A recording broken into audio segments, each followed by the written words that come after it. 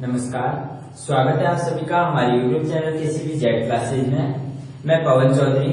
जैसा कि आपने जो अपने टॉपिक पर आते हैं, इससे पहले अपने जो टॉपिक चल रहे थे वो फिजिकल प्रॉपर्टीज थी जो आपने पढ़ ली थी।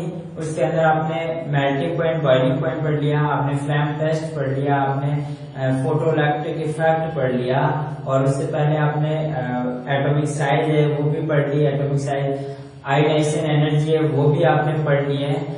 तो उसके बाद में फिर हम कुछ एक और फिजिकल प्रॉपर्टीज हैं उनकी बात करते हैं। तो अगली जो फिजिकल प्रॉपर्टीज है, आई थिंक अपन ने शायद 9 तक पढ़ ली थी। तो अगली जो प्रॉपर्टी है वो हम बात करते हैं वैद्युत धनात्मक गुण, वैद्युत धनात्मक गुण या धात्विक गुण, वैद्युत धनात्मक गुण या धात्विक गुण की। तो इधर तो हम बात करते हैं एल्कली मेटल की और इधर एल्कली अर्थ मेटल की। तो देखो, वैद्युत धनात्मक गुण के अंदर आपको क्या ध्यान में रखना है, आपको सीधा से ये ध्यान रखना है कि वैद्युत धनात्मकता है, वैद्युत धनात्मकता है वो आयनन ऊर्जा के तो इनवर्सली प्रोपोर्शनल, आयनन ऊर्जा के तो इनवर्सली प्रोपोर्शनल और आकार के क्या होती है, जो साइज है उसके आकार के डायरेक्टली प्रोपोर्शनल होती है। मतलब जिसका आकार जितना ज्यादा बड़ा होगा वो उतना ही ज्यादा वैद्युत धनात्मक गुण प्रदर्शित करता है। उसके मतलब क्या होगा कि जितना ज्यादा आकार बड़ा होगा उसमें से इलेक्ट्रॉन है वो आसानी से निकल जाएंगे और आसानी से धनायन बना सकते हैं। तो इसके अंदर बड़ा आकार होने के कारण, बड़ा आकार होने के कारण, क्योंकि आपको पता है कि बड़ा आकार किसका होता है, एक आवर्त में जब हम लेफ्ट टू राइट चलते हैं तो साइज क्या होती है, घटती है, डिक्रीज होती है। और जब हम एक ग्रुप में टॉप टू बॉटम चलते हैं तो क्या होता है, ग्रुप के अंदर साइज है वो इंक्रीज होता है। क्यों? क्योंकि कोषों की संख्या बढ़ती है, तो कोषों की संख्या बढ़ने पर साइज बढ़ेगा। अब साइज बड़ा होगा तो बाह्यतम जो संयोजी इलेक्ट्रॉन है उसको आसानी से हम निकाल सकते हैं, तो आसानी से निकल जाएगा और वैद्युत धनात्मक मतलब जो धनात्मक गुण है वो आसानी से बनाएगा, जो धनात्मक आवेश है उसके ऊपर आसानी से। तो जितना ज्यादा बड़ा आकार होगा उसमें वैद्युत धनात्मक गुण उतने ही ज्यादा होंगे और उसमें धात्विक गुण भी उतने ही ज्यादा होंगे। यदि आपसे पूछे कि निम्न में से कौन सर्वाधिक धात्विक गुण रखता है, तो जिसका आकार बड़ा होगा, ध्यान रखना, जिसका आकार बड़ा होगा वो उतना ज्यादा धात्विक गुण और उसमें उतनी ज्यादा वैद्युत धनात्मक प्रॉपर्टी होगी, ध्यान रखना। तो यहाँ पे बड़ा आकार होने के कारण ये संयोजी इलेक्ट्रॉन को त्याग करके, संयोजी इलेक्ट्रॉन को त्याग कर और M+ टाइप का धनावेश बनाती है। M+ टाइप की क्या बनाती है, धनात्मक। कैसे? और इसमें जो क्रम है वो कैसे होता है, lithium plus, sodium plus, potassium plus, rubidium plus और सीजियम प्लस। ये इस तरीके से इनका आकार। यदि आपसे पूछे यहाँ पे कौन सा सबसे ज्यादा धात्विक नेचर शो करता है, तो धात्विक नेचर भी है वो एक ग्रुप में ऊपर से नीचे चलते हैं तो बढ़ती है, वैद्युत धनात्मक गुण भी बढ़ेंगे और उनकी जो धात्विक प्रॉपर्टी है, जो मेटेलिक प्रॉपर्टी है वो भी क्या होगी, बढ़ेगी, ध्यान रखना, ठीक है। उसके बाद फिर यदि हम इधर बात करें एल्कली अर्थ मेटल के अंदर, तो एल्कली अर्थ मेटल के अंदर आपको पता है कि क्षारीय धातुओं से क्षारीय मृदा धातुओं का जो साइज है वो क्या होगा, छोटा होता है। साइज क्या होता है, छोटा, और इनकी आयनन ऊर्जा का मान इससे क्या होता है, ज्यादा। आकार इसका क्या है, छोटा, आकार छोटा, छोटा आकार होने के कारण इनके जो धात्विक गुण है वो क्षारीय धातुओं से क्या होते हैं, कम होते हैं और इनके अंदर वैद्युत धनात्मक गुण भी क्या होते हैं, कम, क्योंकि इनका आकार है वो कैसा होता है, छोटा।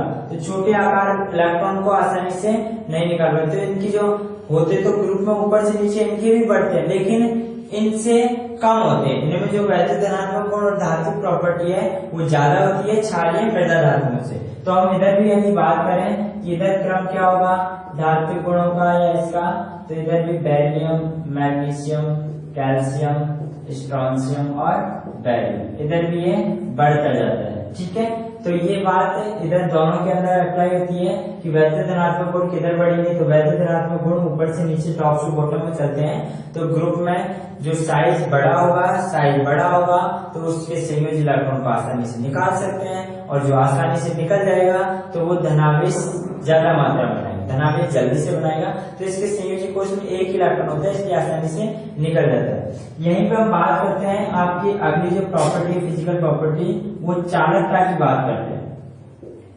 चालकता देखो, इधर तो आपकी एल्कली मेटल और इधर एल्कली अर्थ मेटल। यहाँ पे देखो जो एल्कली मेटल होती हैं उनके अंदर संयोजी कोष में एक इलेक्ट्रॉन होता है, और जो एल्कली अर्थ मेटल होते हैं उनके संयोजी कोष में कितने इलेक्ट्रॉन होते हैं? 2। एक तरफ तो एक इलेक्ट्रॉन है वो ढीले संयोजन के कारण यहाँ पे ढीले बंधे हुए रहते हैं, ये ढीले बंधे हुए रहते हैं, जिससे क्या होता है कि ये धातु संरचना में मुक्त रूप से गति कर सकते हैं। धातु संरचना के अंदर कोई भी मेटल है उसमें एक इलेक्ट्रॉन प्रेजेंट है, ये इसके अंदर जो एल्कली मेटल है, क्षारीय धातु हैं, उनके अंदर एक इलेक्ट्रॉन प्रेजेंट होता है। ये एक इलेक्ट्रॉन क्या होता है कि धातु की संरचना के अंदर मुक्त रूप से गति करता रहता है, और जब गति करता रहेगा तो इसी से क्या पता चलता है कि ये ऊष्मा एवं विद्युत का क्या होता है? चालक। ऊष्मा एवं विद्युत का चालक होता है। ऐसे यदि हम यहाँ पे बात करें एल्कली अर्थ मेटल के अंदर, तो एल्कली अर्थ मेटल के अंदर क्या होता है? यहाँ पे 2 मुक्त संयोजी इलेक्ट्रॉन होते हैं, यहाँ पे 2 मुक्त संयोजी इलेक्ट्रॉन होते हैं, 2। तो 2 मुक्त संयोजी इलेक्ट्रॉन के कारण यहाँ पे क्या होगा कि ये जो 2 इलेक्ट्रॉन है ये धातु संरचना में ज्यादा घूमेंगे, ज्यादा गति करेंगे, तो ज्यादा गति करेंगे तो जो चालकता है वो फर्स्ट ए की चालकता है वो कम होती है, और सेकंड ए की जो चालकता है वो ज्यादा होती है। सेकंड ए की चालकता है वो ज्यादा होती है। क्यों ज्यादा होगी? क्योंकि इसके पास 2 इलेक्ट्रॉन होते हैं और इसके पास संयोजी कोष में 1 इलेक्ट्रॉन होता है, जिसके कारण इसमें तो धातु संरचना में 1 इलेक्ट्रॉन घूमेगा, और इसकी धातु संरचना के अंदर 2 मुक्त इलेक्ट्रॉन है वो गति करते रहते हैं। इसलिए चालक तो दोनों होते हैं, ध्यान रखना, ऊष्मा और विद्युत के चालक तो दोनों प्रदर्शित करते हैं, लेकिन ज्यादा कौन करेगा? सेकंड ए का। क्यों? क्योंकि इसके बाद मुक्त संयोजी 2 इलेक्ट्रॉन प्रेजेंट रहते हैं जो गति करते रहते हैं। फिर अपन नेक्स्ट जो प्रॉपर्टी की बात करते हैं वो आपका है घनत्व।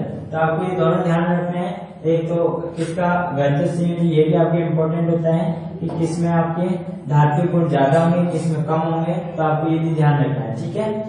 फिर हम अगली प्रॉपर्टी की बात करते हैं आपकी घनत्व की, ठीक है।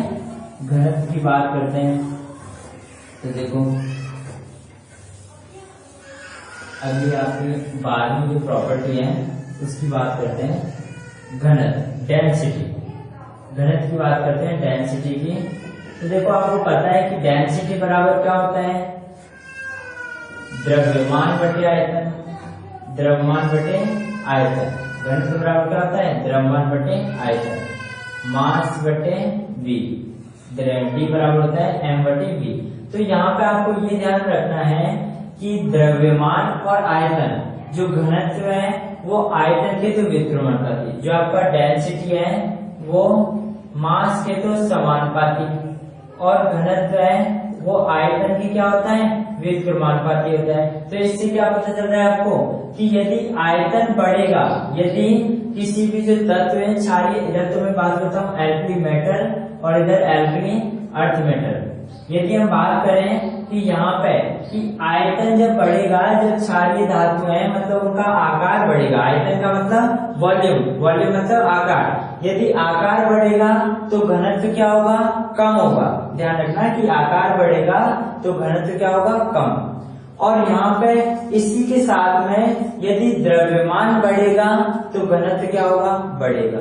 समानुपाती है ना, तो ये घनत्व के तो समानुपाती और द्रव्यमान के तो समानुपाती, और आयतन के क्या होता है? व्युत्क्रमानुपाती होता है। मतलब आयतन बढ़ेगा तो घनत्व कम होगा, और यदि द्रव्यमान बढ़ेगा तो आयतन भी बढ़ेगा। तो फिर हम बात करते हैं यहाँ पे कि एल्कली मेटल और एल्कली अर्थ मेटल में क्या ट्रेंड चलता है घनत्व का।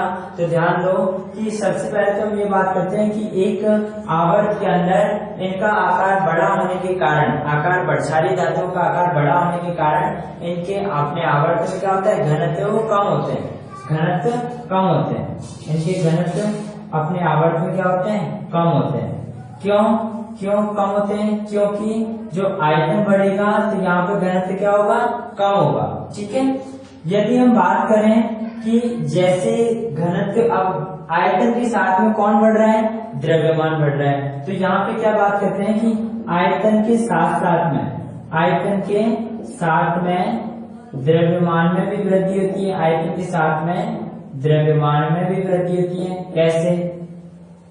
देखो, जब हम ग्रुप में ऊपर से नीचे चलते हैं, द्रव्यमान के साथ में आयतन के साथ में द्रव्यमान में वृद्धि होती है। जब हम ऊपर से नीचे चलते हैं तो आयतन तो बढ़ता ही है, कोषों की संख्या बढ़ेगी तो साइज बढ़ेगा, तो आयतन तो बढ़ता ही है, लेकिन उसी के साथ में द्रव्यमान भी बढ़ता जाता है। हाइड्रोजन का द्रव्यमान 1, लिथियम की बात करें तो लिथियम का कितना होगा? जैसे लिथियम की 3, ऐसे हम बेरिलियम की बात करें तो 4, ऐसे मतलब अलग अलग बढ़ता जाएगा। तो हम ऊपर से नीचे तक जैसे जैसे चलते जाएंगे वैसे वैसे आपका द्रव्यमान भी क्या होगा? बढ़ेगा। सोडियम का 23 होता है। ऐसे यदि हम बात नीचे करते चलते जाए तो जो द्रव्यमान में क्या होगा? बढ़ेगा। तो यहाँ पे जो प्रभावी फैक्टर है इन दोनों में से, ये दो फैक्टर है, यहाँ पे दोनों फैक्टर अप्लाई हुए हैं कि आयतन और द्रव्यमान। तो यहाँ पे जो प्रभावी फैक्टर है वो आयतन की तुलना में द्रव्यमान होता है। आयतन की तुलना क्या होता है?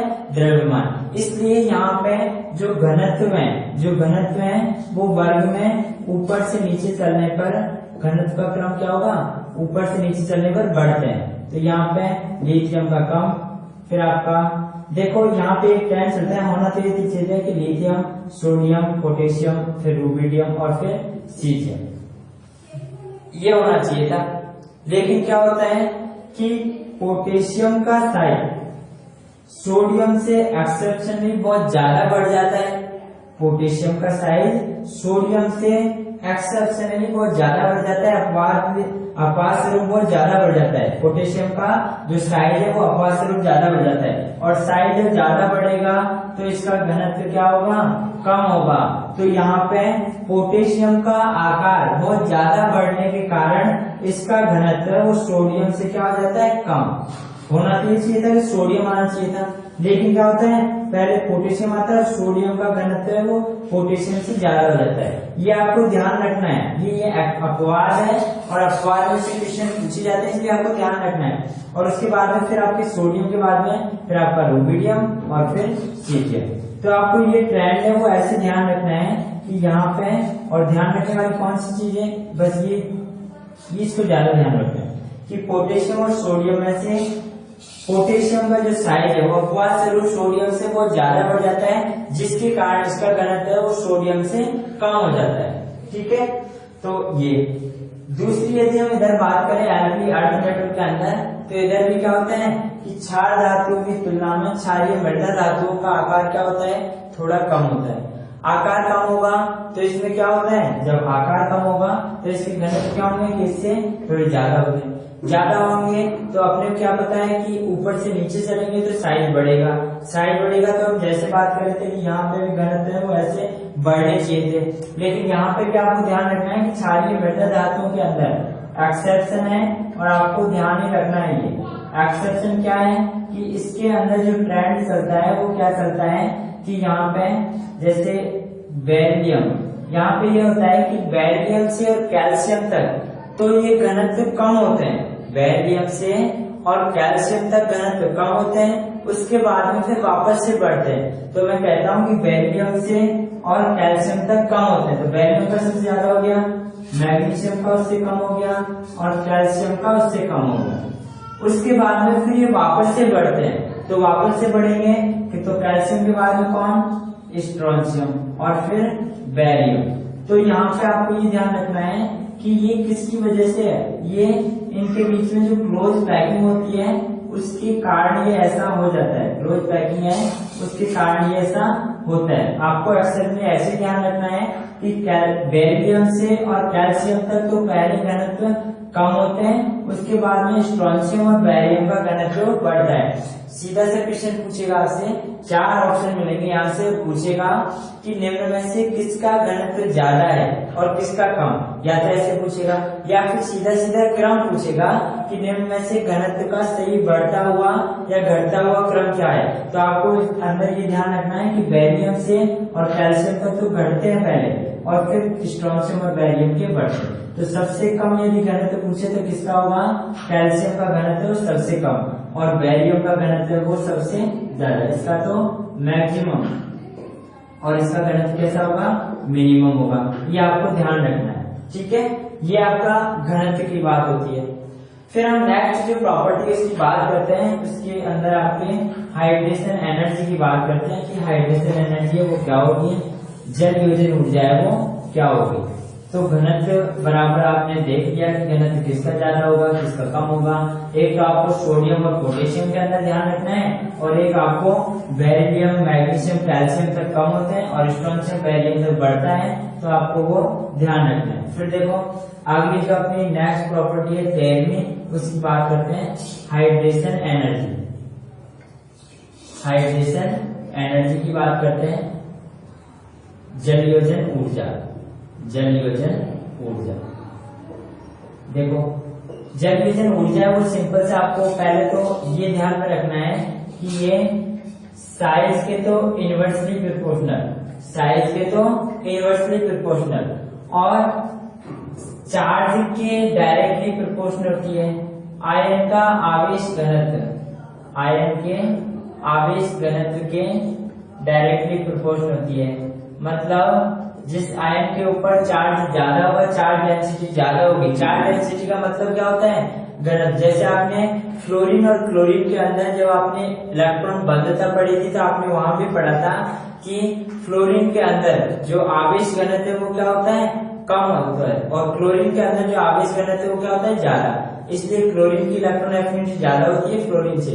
तो फ्लोरीन की छोटी साइज के अंदर, तो यहाँ पे आवेश घनत्व का मतलब है कि छोटी साइज के अंदर जो इलेक्ट्रॉन है वो ज्यादा हो, इलेक्ट्रॉन ज्यादा हो। बड़ा साइज होगा तो इलेक्ट्रॉन दूर दूर हो जाएंगे।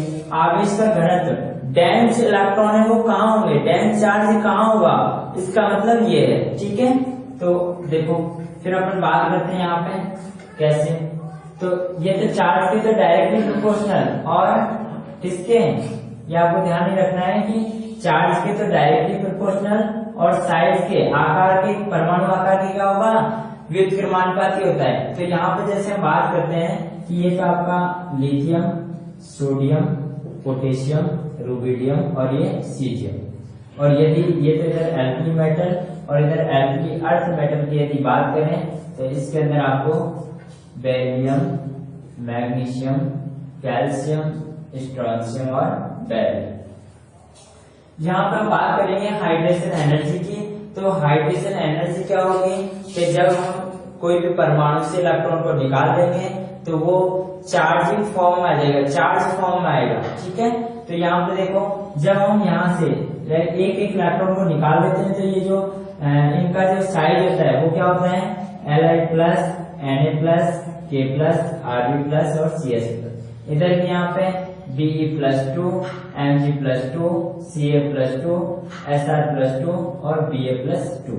यस, यदि हम ओनली लिथियम की बात करें तो लिथियम का क्या होता है 2s1 और यदि लिथियम प्लस के इलेक्ट्रॉनिक विन्यास की बात करते हैं तो इसका क्या होगा 2s0। अब ध्यान रखना यहाँ पे 2s में पहले तो एक इलेक्ट्रॉन था और इसके पास में 2p के इलेक्ट्रॉन भी अभी खाली पड़े हैं। 2s का जब इलेक्ट्रॉन आता है तो वहां पे 2p भी प्रेजेंट होता है। ध्यान रखना जो d के इलेक्ट्रॉन है वो तीसरे पोस्ट से स्टार्ट होते हैं ना कि दूसरे से। तो यहाँ पे आपके 2s और 2p के क्या पड़े हैं, ये खाली पड़े हैं। क्या पड़े हैं, खाली। तो अब यहाँ पे बात होती है कि हाइड्रेशन का मतलब क्या होता है, हाइड्रेशन जल योजन का मतलब क्या होता है, जल का जुड़ना, जल का जुड़ना। तो जल देखो कैसे जुड़ता है कि यहाँ पे अपने को पता है कि वाटर के मॉलिक्यूल के पास में क्या होते हैं, 2 लॉन पेयर होते हैं, जो इसके पास लॉन पेयर प्रेजेंट होते हैं। तो जब कोई भी आपकी मेटल है, कोई भी एलिमेंट है, उसके जब हाइड्रेशन होता है, जब वहां पे जल का मॉलिक्यूल जुड़ता है, तो जल के मॉलिक्यूल आपने ये भी पढ़ा था कि जब एक लॉन पेयर अपने इलेक्ट्रॉन डोनेट करता है तो वहां उपसय संयोजक बंध बनाता है। एक उपसय संयोजक बंध कैसे बनता है, इलेक्ट्रॉन युग्म के स्थानांतरण से। इलेक्ट्रॉन युग्म मतलब लॉन पेयर का स्थानांतरण होता है। तो यहाँ पे भी क्या होता है कि जल के मॉलिक्यूल के पास ये जो लॉन पेयर है ये अपने लॉन पेयर दे करके और यहाँ पे उपसहसंयोजक बंध का निर्माण करते हैं। कैसे करते हैं? अब यहाँ पे देखो 4 के 4 कक्षक खाली हैं, जितने कक्षक खाली होते हैं उतने ये जल के मॉलिक्यूल यहाँ पे आकर के जुड़ते हैं। तो यहाँ पे 4 जल के मॉलिक्यूल थे अपने पास, तो 4, एक यहाँ जुड़ गया, एक यहाँ जुड़ गया, एक यहाँ जुड़ गया, एक यहाँ जुड़ गया। तो ये 4 जल के मॉलिक्यूल जुड़ करके और क्या बना है यहाँ पे उपसहसंयोजक बंध का निर्माण करते हैं, और जिससे ये क्या एक तो S का और 3 ये P के, एक तो S का और 3 ये P के। ठीक है, अब इसके पास D के इलेक्ट्रॉन तो है ही, D के इलेक्ट्रॉन है ही, तो D ऑर्बिटल यहाँ पे क्या रहता है? एब्सेंट रहता है। D ऑर्बिटल कैसे रहता है? एब्सेंट, जिसके कारण D ऑर्बिटल अनुपस्थित होने के कारण यहाँ पे क्या होता है कि जो लिथियम है, लिथियम वो ओनली अपना जो कोऑर्डिनेशन नंबर है इसके अंदर हाइब्रिडाइजेशन क्या होगा? sp3, एक तो S का और 3 P के, तो 3 P के मॉलिक्यूल 3 P के कक्षक बाहर गए और एक S का, तो संकरण कौन सा हुआ? sp3। sp3 के अंदर ये अपना जो कोऑर्डिनेशन नंबर है लिथियम वो 4 तक बढ़ा लेता है। इसका कोऑर्डिनेशन नंबर क्या होता है? 4। अब 4 कोऑर्डिनेशन नंबर कैसे बढ़ाएगा? क्योंकि इसके पास अपने को पता है कि 4 ही ऑर्बिटल है, मैग्नेट ऑर्बिटल 4 ही है, तो ये अपना कोऑर्डिनेशन नंबर उपसहसंयोजक जो संख्या है वो 4 तक ही बढ़ाता है। और 4 तक बढ़ाने के कारण लिथियम हमेशा H2O ये 4 और ये प्लस LiH2O4 प्लस के रूप में ही उपस्थित होता है। लिथियम हमेशा LiH2O4 प्लस के रूप में ही उपस्थित होता है, इसी रूप में मिलता है। क्यों? क्योंकि ये 4 ही वाटर के मॉलिक्यूल के साथ में बंध बना सकता है, बाकी के साथ में नहीं बनाएगा, क्योंकि इसके पास कक्षक की उपस्थित नहीं है, D के कक्षक नहीं है, ओनली S और P के, इसलिए इसका हाइब्रिडाइजेशन क्या होगा? sp3, और ये केवल अपनी कोऑर्डिनेशन नंबर 4 तक बढ़ाएगा और हमेशा LiH2O4 प्लस के रूप में ही मिलेगा। फिर हम बात करते हैं कि लिथियम के बाद में जब बारी आती है सोडियम की, तो देखो क्या होता है कि सोडियम का इलेक्ट्रॉनिक विन्यास होता है यहाँ पे 3s1, ठीक है, और इसके साथ में यहाँ पे 3p के भी इलेक्ट्रॉन रहते हैं खाली और 3d के भी खाली रहते हैं, बिल्कुल रहते हैं खाली। तो यहाँ पे यदि हम एक इलेक्ट्रॉन को निकाल दें, जलीयोजन कराते हैं, तो Na+ की यदि बात करें तो Na+ के अंदर ये S का खाली, ये 3 के 3 P खाली और 3 के 3 ये 5 D के खाली। तो यहाँ पे क्या हुआ कि अब ये कोऑर्डिनेशन जो सोडियम है लिथियम के अलावा यहाँ से लेकर के और आपके यहाँ तक, यहाँ से लेकर के और यहाँ तक सोडियम, पोटेशियम, रुबिडियम और सीजियम, ये किसके फॉर्म में मिलते हैं? देखो यहाँ पे ये अपना कोऑर्डिनेशन नंबर है, ये अपना कोऑर्डिनेशन नंबर है 6 तक बढ़ा लेते हैं। ये अपना कोऑर्डिनेशन नंबर कहाँ तक बढ़ा लेते हैं? 6 तक बढ़ा लेते हैं। और 6 तक कैसे बढ़ाते हैं? जल के मॉलिक्यूल है वो आकर के जुड़ते हैं, तो एक यहाँ जुड़ गया, एक यहाँ जुड़ गया, ये 6 जल के मॉलिक्यूल आकर के जुड़ते हैं, और इसका जो हाइब्रिडाइजेशन होता है वो क्या होता है? देखो ये 1 और ये 3 और ये D के 2, तो ये क्या हुआ? इसके अंदर जो इलेक्ट्रॉन है वो आगे ये आ गए, तो इसके पास जिसका हाइब्रिडेशन होगा वो क्या होता है? sp3d2, ये S के, ये 3 P के और ये 2 D के, तो इसका जो हाइब्रिडेशन हुआ वो क्या होता है? sp3d2 हाइब्रिडेशन होता है। और ये sp3d2 हाइब्रिडेशन के अंदर अपना कोऑर्डिनेशन नंबर है वो 6 तक बढ़ा लेता है। और इसके अलावा ये जो भी एलिमेंट है आपके सोडियम से लेकर सीजियम तक, ये हमेशा MH2O6 प्लस के रूप में मिलते हैं, ये हमेशा इसी फॉर्म में एग्जिस्ट करते हैं, ये MH2O6 प्लस फॉर्म के रूप में एग्जिस्ट करते हैं। क्यों? क्योंकि ये अपना कोऑर्डिनेशन नंबर ओनली 6 तक ही बढ़ाते हैं, 6 जल के मॉलिक्यूल से जुड़ सकते हैं, इसलिए हमेशा MH2O6 प्लस के रूप में ही मिलेगा। ठीक है, और ऐसे यदि हम इधर भी बात करें तो इधर भी सेम टू सेम यही कंडीशन रहेगी कि यहाँ पे भी आपका MH2O6 प्लस के रूप में MH2O6, ये जो बेरिलियम है वो इसके पास इलेक्ट्रॉनिक कॉन्फ़िगरेशन क्या होता है इसका? 2s2, तो यहाँ से 2 इलेक्ट्रॉन निकालेंगे तो ये क्या बनेगा? ये बनेगा हमेशा, मैं सीधा सा लिख देता हूँ। जिस तरीके से यहाँ पे LiH2O4 बन रहा था, वैसे यहाँ पे क्या बनेगा, BeH2O4+2। और जिस तरीके से यहाँ पे MH2O6+2 बन रहा था, वैसे इन सभी का क्या बनेगा, यहाँ पे MH2O6+2। इसके अंदर M के अंदर अपन क्या लेंगे, बेरिलियम, मैग्नीशियम, कैल्शियम और स्ट्रोंशियम। बेरिलियम, मैग्नीशियम, कैल्शियम और स्ट्रोंशियम। तो यहाँ पे अपन बात करते हैं यहाँ पे कि इस तरीके से आपके बेरिलियम और ये जो क्षारीय मृदा धातु है, इनके अंदर जो हाइड्रेशन एनर्जी है वो किस फॉर्म में मिलेगी, इस फॉर्म में। तो यहाँ से एक क्वेश्चन तो ये आता है कि जल योजित त्रिज्या, एक तो पूछी जाती है जल योजित त्रिज्या। एक यदि हम चालकता की बात करें, चालक कौन ज्यादा होगा। एक यदि हम बात करें कि नॉर्मल त्रिज्या किसकी ज्यादा होगी। तो यदि हम बात करें कि एक तो आयनिक त्रिज्या, ध्यान दो, यदि हम बात करें एक तो आयनिक त्रिज्या की, आयनिक त्रिज्या किसकी ज्यादा होगी। तो आयनिक त्रिज्या के अंदर देखो आपका सीजियम प्लस, जैसे मैं इधर से लिख देता हूँ, आपका लिथियम, सोडियम, पोटेशियम, रुबिडियम और ये सीजियम। तो यहाँ पे जैसे जैसे साइज बढ़ेगा, मतलब जैसे जैसे सीजियम में सबसे ज्यादा धनायन बनाता है, आपको बताया था। तो ये जैसे जैसे आयन ज्यादा होगा उसका साइज बढ़ता है, और यहाँ पे क्या होगा कि आयनिक त्रिज्या का क्रम है वो ये रहेगा। यदि हम बात करें कि जल योजित त्रिज्या की, जल योजित त्रिज्या की, जल योजित त्रिज्या का साइज किसका ज्यादा होगा, किसका बड़ा होगा। तो जल योजित त्रिज्या के अंदर आपको ध्यान रखना है कि इसके अंदर उल्टा होगा। इसके अंदर आपका लिथियम का जो साइज है वो सबसे बड़ा हो जाता है। क्यों? क्योंकि जिसका साइज जितना छोटा होगा, मान लो यहाँ पे लिथियम का प्लस का साइज चिन्ना सा है, तो इसके वाटर के मॉलिक्यूल है वो ज्यादा आकर के जुड़ेंगे, वाटर के मॉलिक्यूल है वो ज्यादा आकर के जुड़ेंगे। इसको चारों तरफ से वाटर के मॉलिक्यूल आकर के घेर लेते हैं, और वाटर के मॉलिक्यूल आकर के घेर लेंगे तो इसकी जो त्रिज्या होगी वो क्या होगी, बढ़ जाएगी। तो जितना साइज जितना छोटा होगा, जिस एलिमेंट का साइज जितना छोटा होगा, उसकी जल योजित त्रिज्या है वो उतनी ही ज्यादा होगी। तो यहाँ पे लिथियम का साइज सबसे छोटा होता है, सबसे छोटा साइज होने के कारण इसकी जल योजित त्रिज्या है वो सबसे ज्यादा होती है, ध्यान रखना। और जब भी यहाँ पे बॉन्ड का फॉर्मेशन होता है तो एनर्जी क्या होती है, यहाँ से बाहर निकलती है, जिसे हम हाइड्रेशन एनर्जी कहते हैं।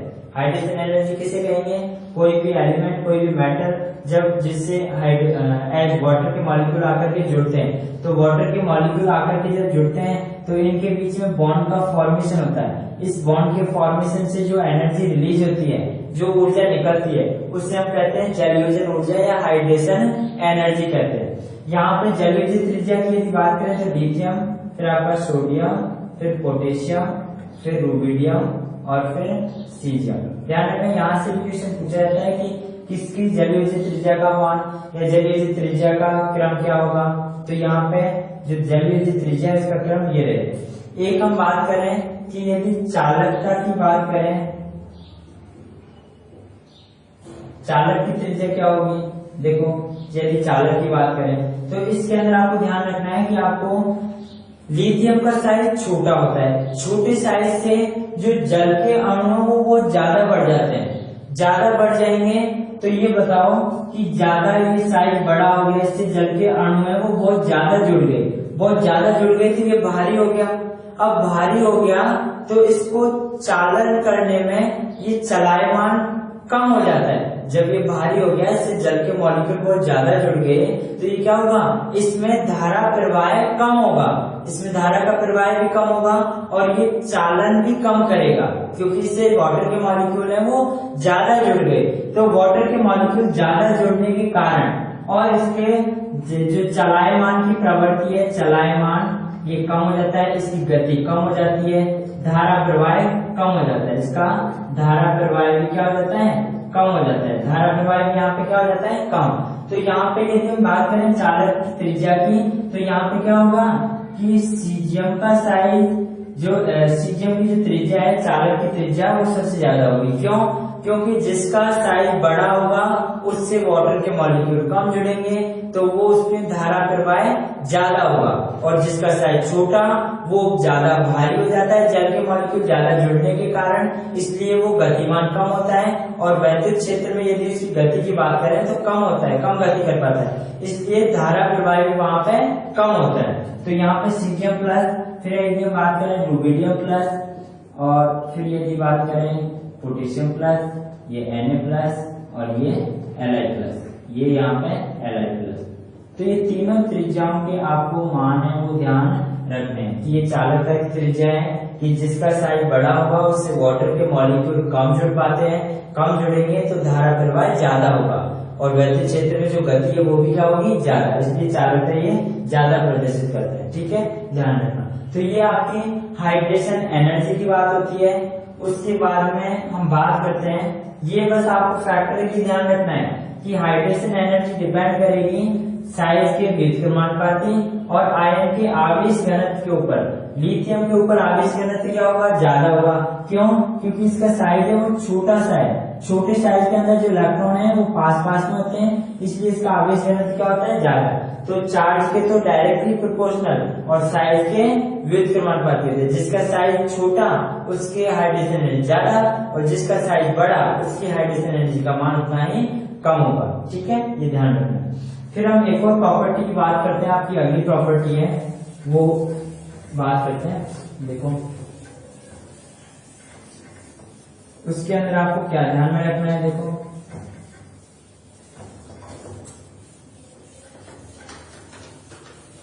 फिर अगली आपकी जो प्रॉपर्टी है वो कौन से नंबर की है, 14 या 15 नंबर की। ठीक है, वो है आपकी अपचायक गुण,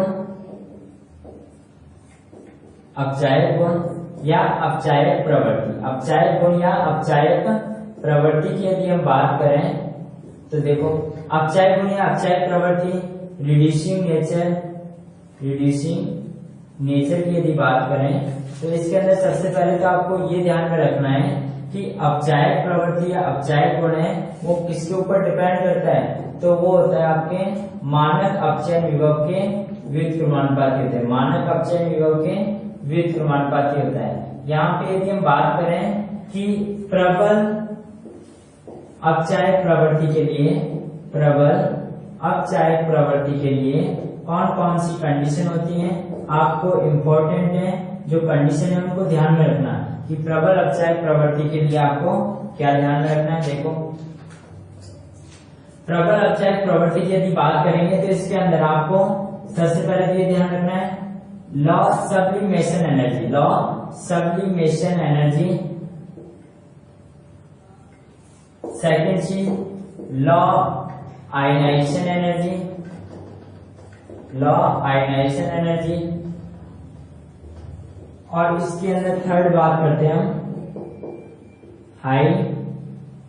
हाइड्रेशन एनर्जी। कैसे, देखो ये तो होता है आपकी निम्न ऊर्ध्वपातन ऊर्जा, निम्न ऊर्ध्वपातन ऊर्जा, ये आपकी निम्न आयनन ऊर्जा,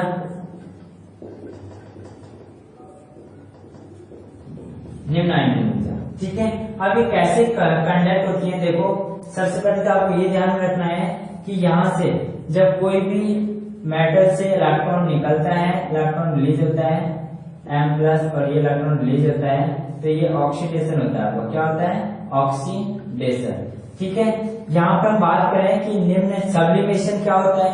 सब्लिमेशन ऊर्ध्वपातन की यदि बात करें तो ऊर्ध्वपातन क्या होता है, देखो कोई भी सबसे पहले जो मेटल होती है, कोई भी मेटल वो सॉलिड स्टेट के अंदर होती है। जब हम ठोस से सीधा इसको गैस में बदलते हैं, ठोस से सीधा गैस में बदलते हैं तो वो प्रोसेस कौन सा होता है, ऊर्ध्वपातन कहलाता है। किसी भी ठोस से सीधा गैस में बदलना वो क्या कहलाएगा, ऊर्ध्वपातन। तो यहाँ पे जो एनर्जी ठोस से और गैस में बदलने के लिए काम में लेते हैं वो आपकी होती है कौन सी, सब्लिमेशन एनर्जी।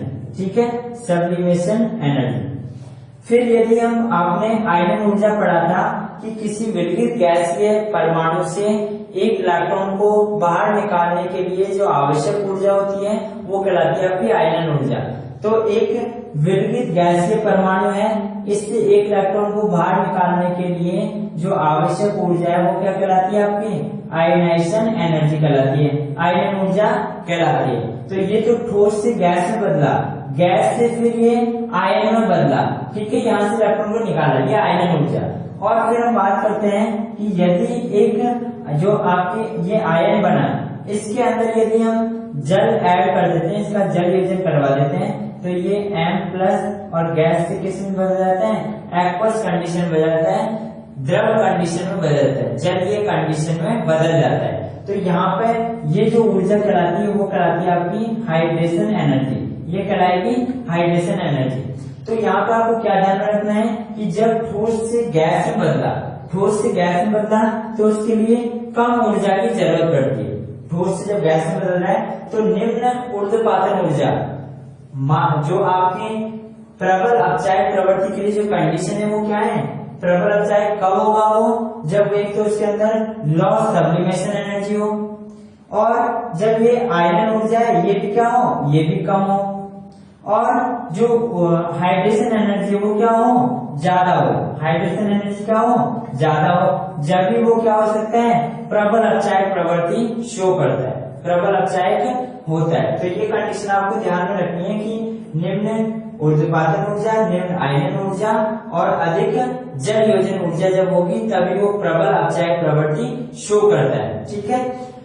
फिर हम बात करते हैं यहाँ पे कि किस तरीके से एल्कली मेटल और एल्कली अर्थ मेटल के अंदर जो वेरिएशन है वो आती है। तो देखो यहाँ पे भी आपको ध्यान रखने वाली बात होती है कि यहाँ पे देखो क्या होता है, इधर तो आपकी एल्कली मेटल और इधर आपकी एल्कली अर्थ मेटल। यदि हम इधर बात करें एल्कली मेटल के अंदर, तो यहाँ पे जो अपचायक प्रवृत्ति है वो सोडियम से और सीजियम तक क्या होती है, डिक्रीज होती है।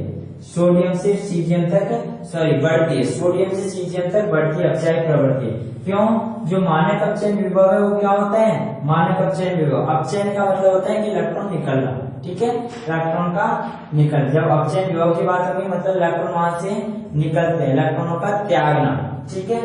और जब यदि हम बात करेंगे कि स्ट्रॉन्ग रिड्यूसिंग एजेंट कौन होगा, जो ज्यादा होगा, जो वो तो सबसे रिड्यूसिंग नेचर उसकी क्या होगी, सबसे ज्यादा, मतलब जो कम इलेक्ट्रॉन त्यागेगा वो क्या होगा, रिड्यूसिंग नेचर ज्यादा होगी इसकी। तो यहाँ पे हम बात करते हैं कि सोडियम से सीजियम तक जो अपचायक प्रवृत्ति वो क्या होगी, अपचायक प्रवृत्ति का क्रम, अपचायक प्रवृत्ति का क्रम की यदि बात करें तो देखो यहाँ से। और एक है लिथियम, लिथियम की आपको ध्यान रखनी है कि इसकी जल योजन ऊर्जा का मान सबसे ज्यादा होता है। अभी आपने पढ़ा था जल योजन ऊर्जा का मान क्या होता है, सबसे ज्यादा। जल योजन ऊर्जा का मान सबसे ज्यादा होने के कारण जो यहाँ पे आपकी अपचायक प्रवृत्ति है वो लिथियम सबसे ज्यादा अपचायक प्रवृत्ति। ध्यान रखना लिथियम का मानक अपचयन विभव का मान भी यहाँ पे -3.05 की समथिंग होता है। जो लिथियम का मानक अपचयन विभव का मान है वो -3.05 की समथिंग होता है, जो सबसे ज्यादा है। ये अपने आवर्त के अंदर सबसे ज्यादा मानक अपचयन विभव का मान रखते हैं और प्रबल अपचायक होते हैं। एक जो आपकी वैद्युत रासायनिक श्रेणी है, इलेक्ट्रोकेमिकल सीरीज है, उसके अंदर लिथियम सबसे ऊपर आता है, उसका मानक अपचयन विभव का मान सबसे ज्यादा होता है। इसलिए यहाँ पे जो क्रम होता है अपचायक प्रवृत्ति का, जो क्रम है वो ऐसे होता है कि यहाँ पे सोडियम से और ये सोडियम, पोटेशियम, रुबिडियम और सीजियम तक तो ये बड़ा, और उसके बाद में ये लिथियम का सबसे ज्यादा। ये यदि बात करें कि ये अपचायक प्रवृत्ति का क्रम है, ये कौन सी अवस्था में होता है, एक्वस अवस्था। यदि पूछे कि एक्वस कंडीशन के अंदर तो ये होता है। यदि बात करें कि गैसीय अवस्था में पूछे सीधा सा कि गैसीय अवस्था में अपचायक प्रवृत्ति का क्रम क्या होगा, तो ध्यान रखना गैसीय प्रवृत्ति, ये तो एक्वस कंडीशन के अंदर है, जलीय कंडीशन के अंदर। यदि बात करेंगे हम गैसीय के, तो गैसीय के अंदर यही होगा लिथियम, सोडियम, पोटेशियम, फिर रुबिडियम, फिर आपका सीजियम, ठीक है। ये क्रम गैसीय अवस्था के अंदर होगा, गैसीय अवस्था के अंदर। तो एक जो अपचायक प्रवृत्ति वो कैसे होती है, कैसे बात करेंगे हम कि एक ग्रुप में जो क्षारीय धातुओं की आयनन ऊर्जा का मान क्या होता है, आयनन ऊर्जा का मान कम होता है। कम आयनन ऊर्जा का मान होने के कारण यहाँ से इलेक्ट्रॉन है वो आसानी से उत्तेजित हो जाते हैं और इसीलिए कम आयनन ऊर्जा आकार ज्यादा, इलेक्ट्रॉन आसानी से हो जाते हैं। और यहाँ पे एक और चीज का ध्यान रखनी है कि जो लिथियम है वो हाइड्रोजन एनर्जी ज्यादा होने के कारण लिथियम सबसे ज्यादा अपचायक प्रवृत्ति शो करता है। और उसके बाद में यदि हम बात करें यहाँ पे कि आपकी अर्थ मेटल के अंदर बात करते हैं तो यहाँ पे इसकी जो अपचायक प्रवृत्ति है वो क्षारीय धातुओं से कम होती है, क्योंकि इसकी आयनन ऊर्जा का मान ज्यादा होता है और आयनन ऊर्जा का मान ज्यादा, आकार कम, तो इसलिए ये क्या होते हैं कि यहाँ पे जो अपचायक प्रवृत्ति है वो क्षारीय धातुओं से कम अपचायक प्रवृत्ति होती है। और इनका जो अपचायक प्रवृत्ति का क्रम है वो ये रहता है बेरिलियम, मैग्नीशियम, कैल्शियम, स्ट्रोंशियम और बेरियम। ये तो क्रम इधर तो यही रहता है। बस आपको इधर ध्यान रखना है कि इधर ये क्रम है, ये दोनों क्रम ध्यान रखना है आपको कि ये क्रम इधर ऐसे रहते हैं। ठीक है, तो ये आपकी बात हुई क्षारीय धातुओं और क्षारीय मृदा धातुओं के अपचायक गुण या अपचायक प्रवृत्ति की। ठीक है, फिर हम नेक्स्ट जो फिजिकल प्रॉपर्टी जो बची हुई है, बची क्या है, ये तो कंप्लीट हो गई फिजिकल प्रॉपर्टी। फिर हम बात करेंगे नेक्स्ट अपने अगले पार्ट में केमिकल प्रॉपर्टीज की, और कुछ एक अबंडेंस है जो इनके जो ओर्स वगैरह है वो मिलते हैं, कौन कौन से ओर्स मिलेंगे और उसकी बात करेंगे, और फिर स्टार्ट करेंगे केमिकल प्रॉपर्टी। तो हमारा 20 क्वेश्चन भी नेक्स्ट आने वाले हैं, तो आप हमारे चैनल के साथ में जुड़े रहिए और अपनी टेस्ट सीरीज ज्वाइन करके अपनी परफॉर्मेंस को और भी बेहतर बनाएंगे। धन्यवाद।